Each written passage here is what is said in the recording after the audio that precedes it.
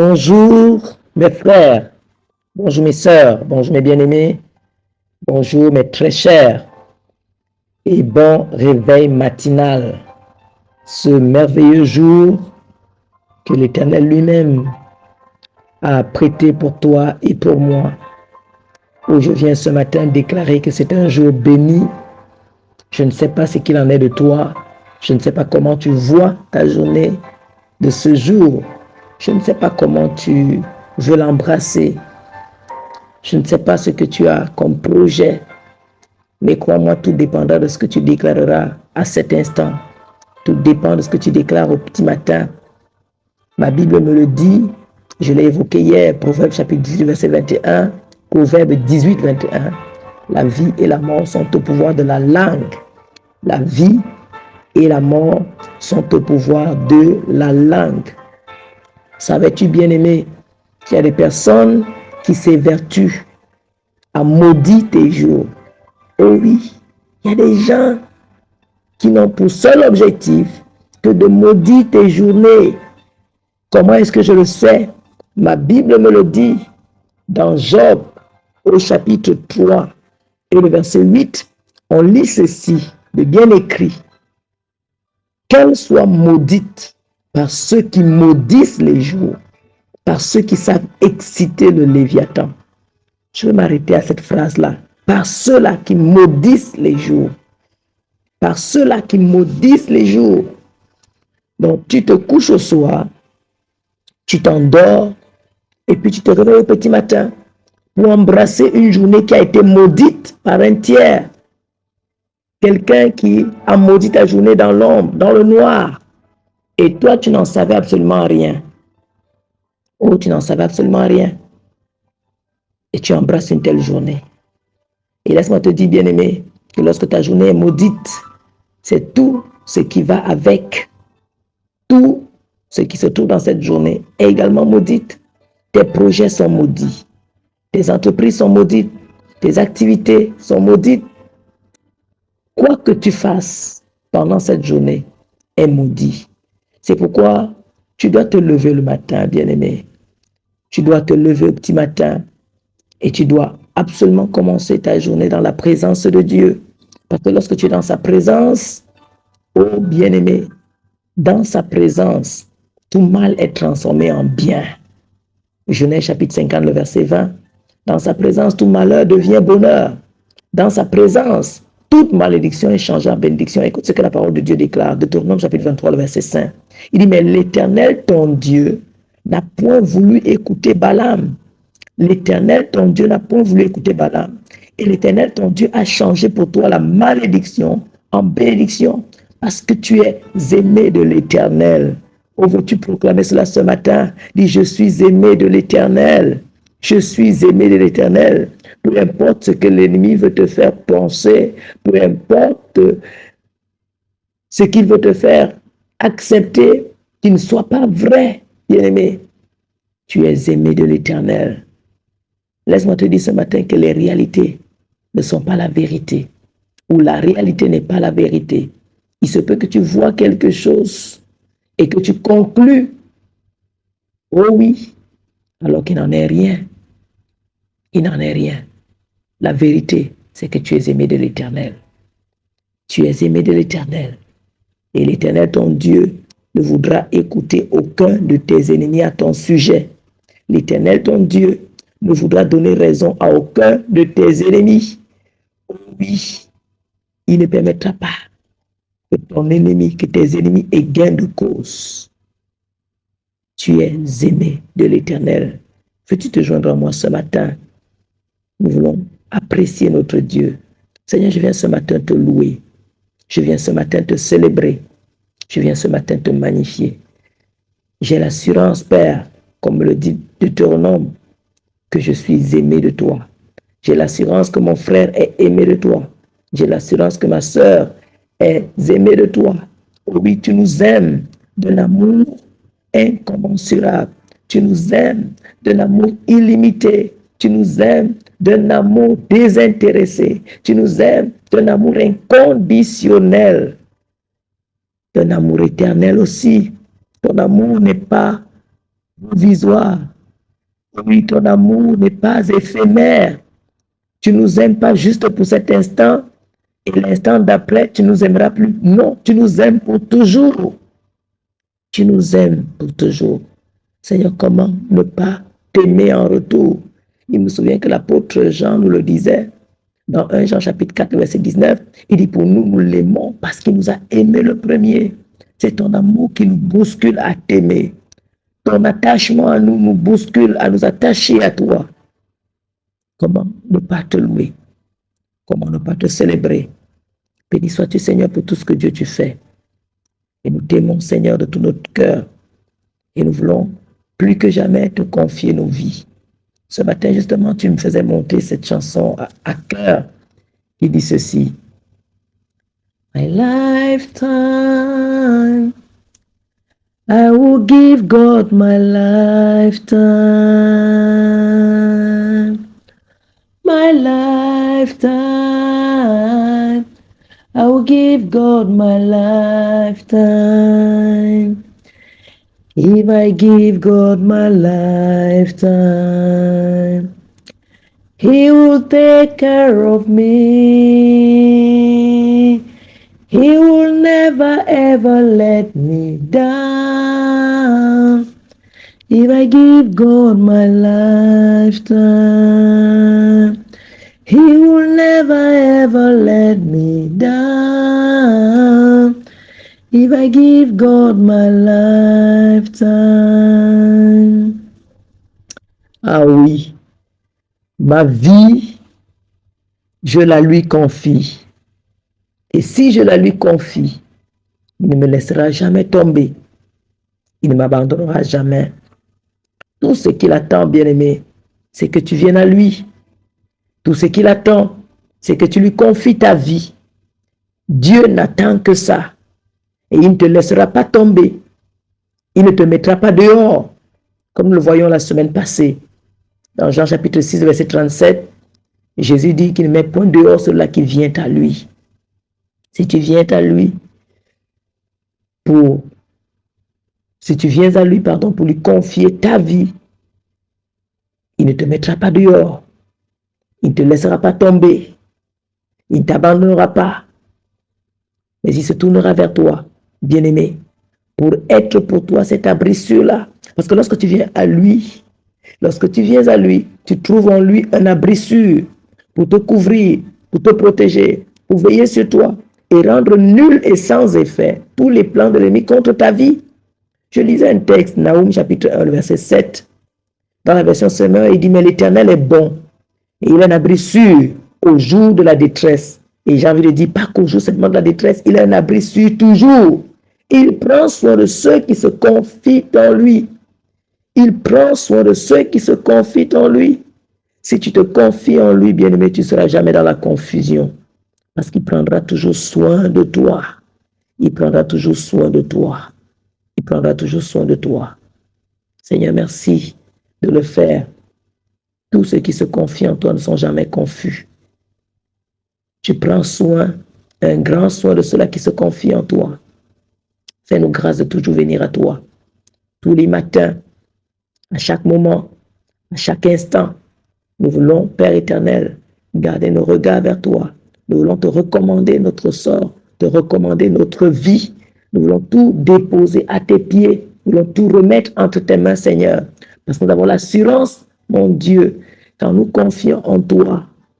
Oh oui, personne, Seigneur, ne peut prendre le dessus sur nous. Personne ne peut réussir à nous causer du tort. Tant que tu es pour nous, tant que tu es avec nous. Comment ne pas te louer? Comment ne pas te célébrer? Nous venons déclarer cette journée, une journée bénie au nom de Jésus. Nous déclarons ce moment-ci des instants de gloire pendant lesquels, Seigneur, tu viens continuer de nous parler parce que tu as déjà commencé à le faire. Et pendant que tu nous parles, dispose nos cœurs pour recevoir ta parole, en être transformé, en être changé, afin que Dieu des armées, chacun pour sa part, que nous parvenions à la meilleure version de nous-mêmes. Sois loué, sois célébré, Seigneur, au nom puissant de Jésus. Amen. Voilà, bien, bonjour encore de sa part. Et je rends grâce au Seigneur pour le pain des puissants que nous recevrons sur WhatsApp, et le pain des puissants que nous recevons sur YouTube. Saisissez simplement @pain des puissants et vous y serez. Je rends grâce à Dieu pour même la page Facebook pain des puissants. Là également, par la grâce de Dieu, de temps en temps, vous aurez des pensées et des vérités au sujet de la parole de Dieu. Le pain des puissants. Ce n'est pas le pain de chez Saker, ce n'est pas le pain de chez Acropole, ce n'est pas le pain de chez Zépol, ce n'est pas le pain de chez Santa Lucia, de chez Kwab, de chez Calafatas. Ce n'est pas du pain qui provient d'une boulangerie humaine quelconque. Ce n'est pas du pain pétri de main d'homme. Non, non, non, non, non. C'est du pain qui provient tout droit d'en haut, du trône de notre Dieu. Selon qu'il est dit que l'homme ne vivra pas de pain seulement, mais de toute parole qui sort de la bouche de Dieu. Selon Matthieu chapitre 4, verset 4.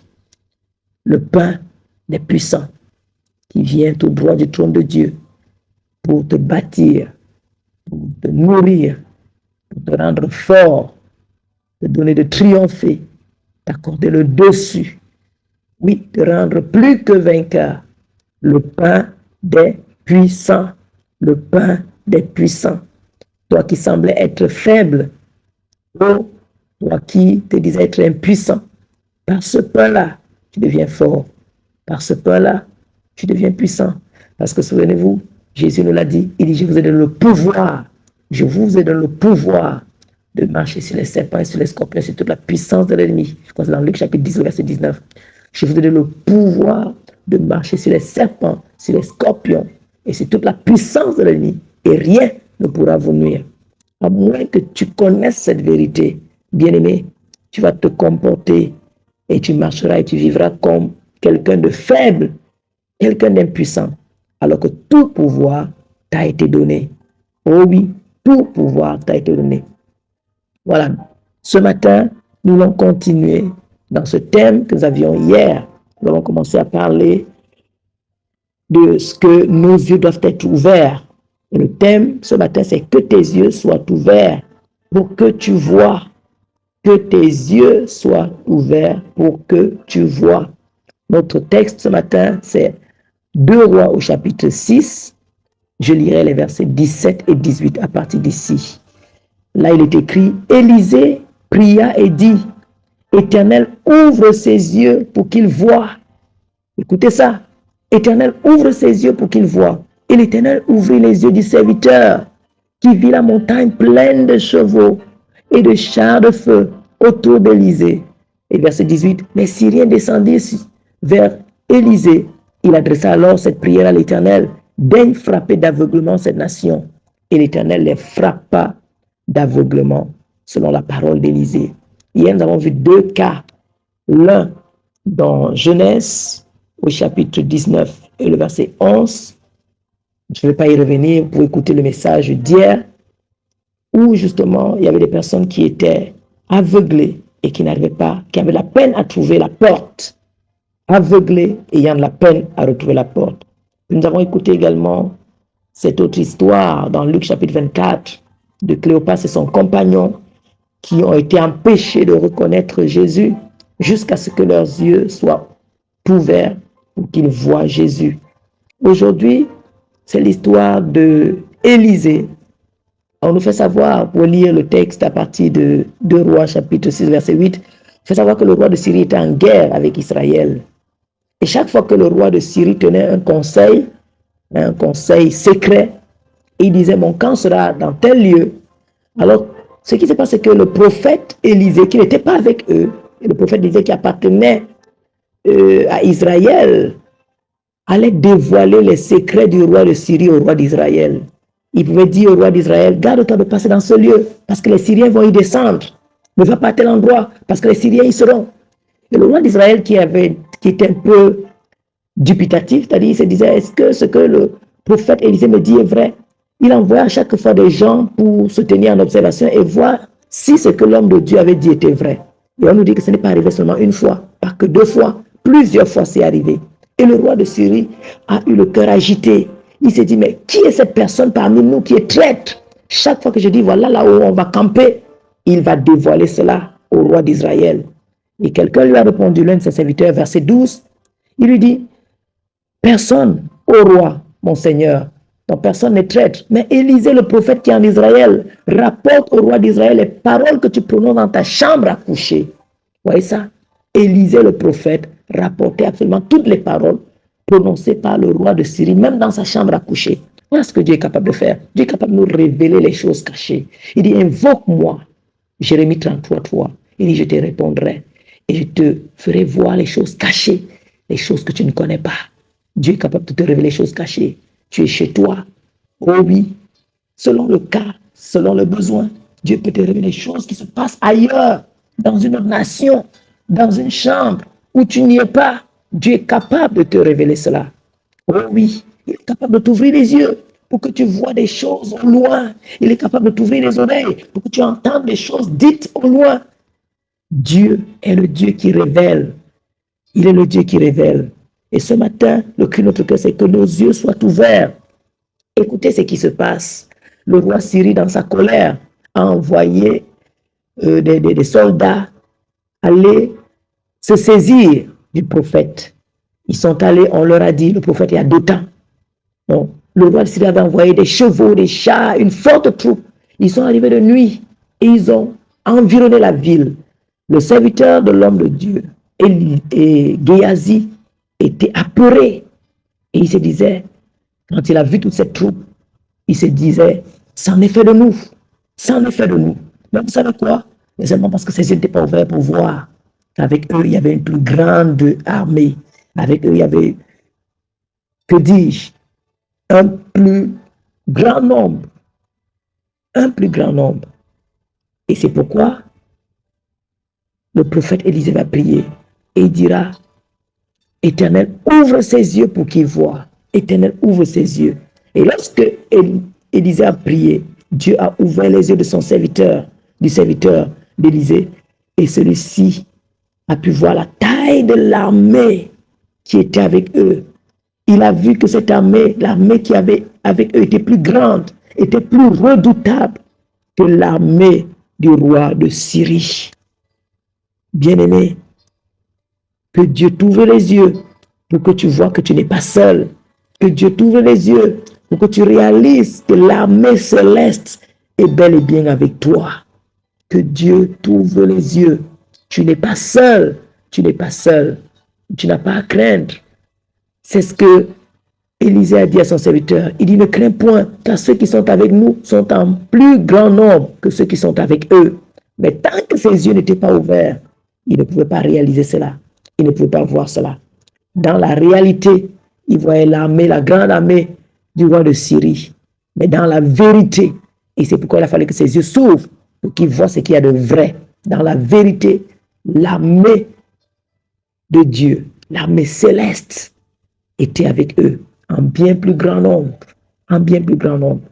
Bien-aimé, n'aie pas peur, ne redoute rien. Crois-moi, n'aie pas peur, ne redoute rien. Tu n'es pas seul. Tu n'es pas seul. Tu n'es pas seul. Que tes yeux s'ouvrent. Que tes yeux s'ouvrent pour que tu vois. Pour que tu vois. Pour que tu vois. Pour que tu vois. Tu n'es pas seul. Ton Dieu est avec toi. Seigneur, merci pour ta parole ce matin. Oh Dieu, bien des fois nous avons eu peur. Bien des fois nous avons tremblé. Bien des fois nous avons été paralysés. Parce qu'il y a des choses qui sont présentées à nous. C'était la réalité. Mais à côté, il y avait la vérité.